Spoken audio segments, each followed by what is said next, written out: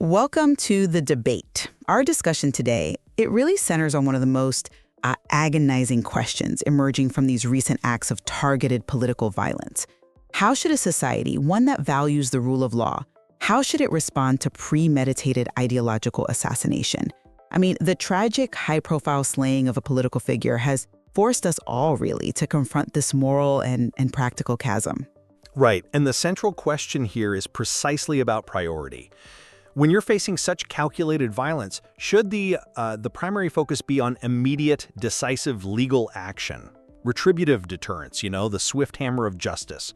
Or does the most powerful, and ultimately maybe the most effective long-term response, come from demonstrating a kind of superior moral authority, promoting spiritual fortitude, maybe even through concepts like forgiveness and love? Frankly, the aggressive application of justice are necessary deterrents. My position, drawing from the source material we're looking at, is that failing to act immediately is just an existential invitation to more violence. And I'll argue that the highest form of resistance is actually transcendent. It lies in moral strength, using these tragic moments to isolate the hate and, affirm the endurance of our core societal values. Okay, I see why you think that, but let me give you a perspective rooted in what I see as necessary practicality, self-preservation, even. The material we have is quite explicit. Allowing political violence to go unpunished permits it to fester, to metastasize, really. It transforms hateful rhetoric into physical acts. When the source material calls for, and I quote, some nasty physical consequences for some rioters, it's not advocating for sadism. It's emphasizing the urgent need to, quote, reckon with this now, before the perpetrators gain more power, more boldness. And we see this frustration because, as it says, arrests that should be made are not being made. Now, this inaction suggests a failure, maybe, of the system to recognize these threats as, legitimate terrorism. So the argument follows that law enforcement, judicial bodies, they must actively and relentlessly pursue these ideological criminals. The source material even captures this need for a firm, almost overwhelming response in that hypothetical suggestion that after a political slaying, a leader must, quote, move decisively and run the Kirov play. Okay, hold on. We probably need to clarify what that means for our listeners. The so-called Kirov play. That isn't a reference to some standard judicial process, is it?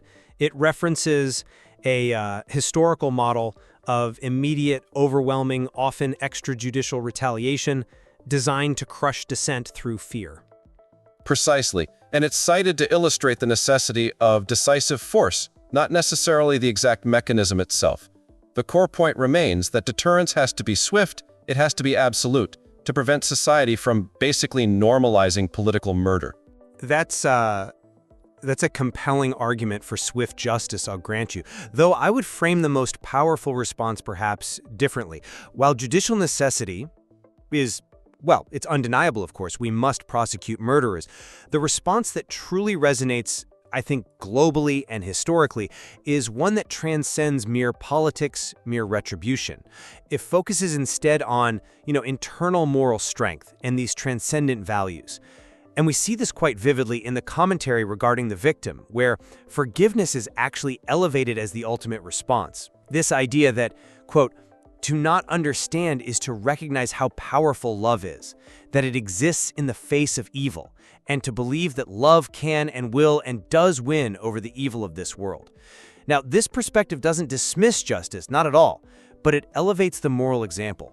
Cardinal Dolan's elevation of the victim to a, quote, modern-day St. Paul, a fearless missionary, a passionate evangelist, and a true hero. That really shifts the conversation, doesn't it? Away from physical vengeance and more towards spiritual example. Forgiveness, in this view, it isn't weakness. It's portrayed as a profound, a really hard-won strength.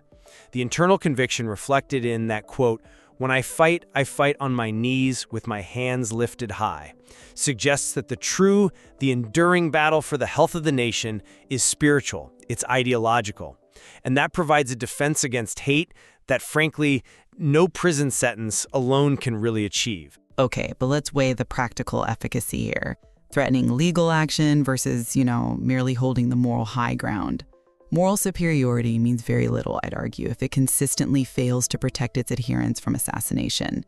Campaigns like Pam Bondi's statement that's referenced in the source saying that hate speech such as kill all Republicans, etc., will no longer be tolerated and would be prosecuted. These are crucial. They establish clear prosecutable boundaries. If an ideology holds that, all things are permissible in the name of victory, then only physical, visible consequence can force a reconsideration of those tactics. If we don't enforce laws against threats, well, aren't we tacitly greenlighting the next attack? I come at that enforcement issue from a slightly different angle. Focusing too heavily on the raw, punitive response, well, it risks lowering oneself to the level of the aggressor. It blurs the lines between justice and vengeance. Let's go back to those strategic suggestions you referenced, like the Kurov play strategy. The source explicitly mentions that, quote, a big chunk of the arrestees don't make it to any prison camp. Now, when an organized response risks sacrificing the rule of law itself for momentary vengeance, well, that moment of force costs us the very moral high ground we claim to hold, doesn't it? We actually achieve true moral victory, I think, when we successfully expose the hypocrisy of the aggressors. The source material notes how the lefties have lost the moral high ground, and it illustrates this with their contradictory fury over something relatively minor, like a comedian's suspension, versus the silence or dismissal surrounding an actual assassination. We expose that moral void best by maintaining our own integrity, not by adopting the enemy's brutal tactics. See, I'm just not convinced by that line of reasoning, because this restraint, which, let's be honest, has often been critically labeled nice Christianity in our source material, it has demonstrably failed. That kind of restraint has led to the normalization of evil, of political violence. We are witnessing a consistent, documented pattern of what the sources call leftist violence and, quote, monsters unleashed. You talk about holding the high ground, but that high ground is fatal if we allow assholes to, quote, keep daring us to flip that switch, knowing full well we won't actually do it. The philosophical purity of immediate forgiveness, it's a beautiful ideal, I get it. But the risk, the very real risk of allowing organized mass murders to continue, it simply outweighs that ideal. We must enforce justice to ensure the safety of the populace. When you face an enemy that operates with apparently no moral limits, restraint becomes negligence. The failure of nice Christianity, as the source frames it, is that it prioritizes internal comfort, perhaps, over the external necessity of self-defense. Yet even those who call for aggressive, decisive action seem to acknowledge the conceptual complexity here between justice and mercy. We find that almost contradictory sentiment. I don't see any reason why you can't forgive him right before hanging him.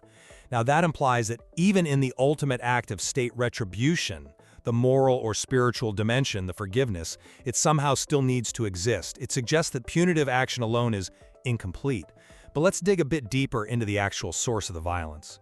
If we focus entirely on law enforcement actions, arrests, prosecutions, are we maybe missing the deeper ideological scope of the problem? The goal perhaps should be to counter the deep mental and spiritual void that apparently grooms, quote, malleable, impressionable, mentally ill people into murderers. If we solely engage in a cycle of retribution, we risk validating the narrative of the aggressor, maybe even becoming indistinguishable from the violence we seek to stop. We need to sort of cut off the spiritual oxygen supply. Well, while the spiritual void is certainly a factor, I don't deny that, the immediate threat requires a tactical, physical response. The immediate problem isn't just abstract ideology. It's clearly defined groups who, as the source says, operate with no coherent plans left, but are nonetheless insane and self-destructive. So immediate, targeted law enforcement action becomes a tactical necessity against these cells, against their organizational infrastructure. I mean, the source material is full of evidence pointing to organizational threats. It confirms the existence of known elements, like the deep Hamas-established network operating domestically, and various anti-establishment instructors who apparently taught and trained team leaders. This requires active investigation, rapid disruption, not just philosophical reflection. And the frustrating truth, according to the source, is that the DOJ and FBI must still be so infested as to hinder such operations, which indicates an urgent need for a decisive judicial cleanup before we can even effectively talk about forgiveness. If we don't dismantle the networks, the next attack feels almost inevitable. Disruption is absolutely critical, I agree. But the means matter profoundly. When we face actors whom the sources describe as fundamentally unstable, mentally ill people being weaponized, the moral response, the choice to publicly respond with strength and love for the victim's values, that might be the most effective way to isolate these truly evil actors from the mainstream. If we solely fight them on the physical level, we risk falling into the trap of becoming, a ruthless security state ourselves, thereby normalizing the very conflict we're trying to end. Our focus, I believe, must be on exposing their spiritual bankruptcy rather than giving them the legitimacy of being treated as a purely tactical opponent. The moral response deprives them of the broader legitimacy they seem to crave. So to summarize my view, the data confirms that targeted political violence is a real present danger, often stemming from known ideological sources and, yes, organizations. A responsible society simply must prioritize visible, decisive legal enforcement and retribution. This is to ensure immediate deterrence and prevent further escalation, making sure that the monsters, as the source puts it, cannot seize more power. Justice, I believe, is a prerequisite for any kind of long-term peace. That's a compelling argument for justice, certainly. But I maintain that the reaction to these tragic events proves that spiritual and moral conviction, that willingness to speak of love, of forgiveness, even when facing immense loss, is ultimately the most effective long-term means of maintaining societal integrity and truly isolating the evil actors. We have to determine if justice is purely punitive or if it also involves achieving a kind of transcendent victory over hate itself. The tension, then, between the need for swift physical justice and the ideals of moral forbearance really defines how we respond to this kind of deep political strife. Absolutely. And the sources we've looked at compel us to confront this incredibly difficult moral challenge, ultimately leaving the listener to weigh the immediate, perhaps necessary needs of legal deterrence against the enduring, maybe transcendent, power of moral endurance.